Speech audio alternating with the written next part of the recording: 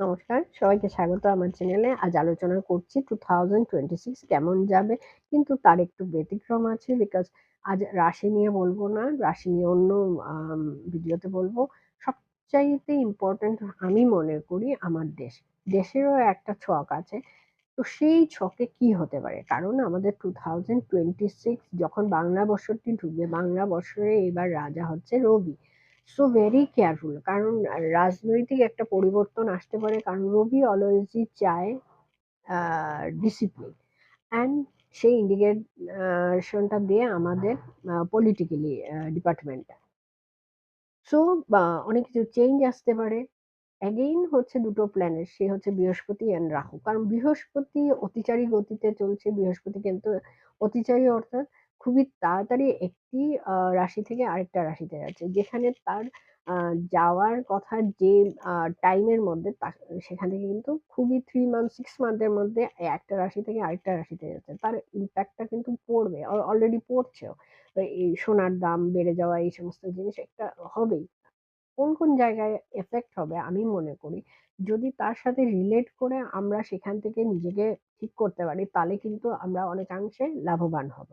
ছকে যা আছে তার তো রেক্টিফিকেশন করতে হবে। কিন্তু এই যে কন্ডিশনটা হয়ে আছে ভারতবর্ষের সাথে সেখানেও কিন্তু আমাদেরকে একটু এলার্ট থাকতে হবে।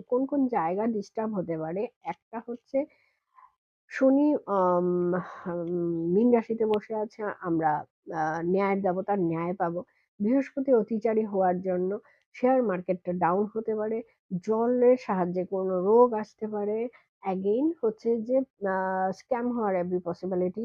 ব্যাংক সেক্টরে কিছু প্রবলেম আসতে পারে। সো আমরা ভেরি কেয়ারফুলি থাকবো এই সেক্টরটাকে। রাহু অলওয়েজই রাহু এতদিন নিদ্রিত অবস্থায় ছিল। এখন সে জাগরিত। দ্যাট মিনস সে কি করবে? একটা ভ্রমের সৃষ্টি করবে যে আমি এই জায়গায় যদি ইনভেস্ট করতে পারি তাহলেই আমার লাভ হয়ে যাবে। আমি অনেক বড়লোক হয়ে যেতে পারবো। আমার অনেক টাকা চলে আসবে। Very careful. এখানে আপনি অনেক কিছু ভেবে তবেই কিন্তু ইনভেস্ট করবেন। কারণ শেয়ার মার্কেটে অনেক প্রবলেম আসতে পারে। অ্যান্ড হচ্ছে এই যে বললাম বৃহস্পতির অতিচারী হওয়ার জন্য সোনার দাম তো বাড়বে, রূপোর দাম বাড়বে, বাড়ছে আরো বাড়বে। 2 লাখ অব্দি যাওয়ার এভরি পসিবিলিটি। আর হচ্ছে যে নিজেকে ডিসিপ্লিনের মধ্যে নিয়ে আসতে হবে। কারণ রবি চায় ডিসিপ্লিন।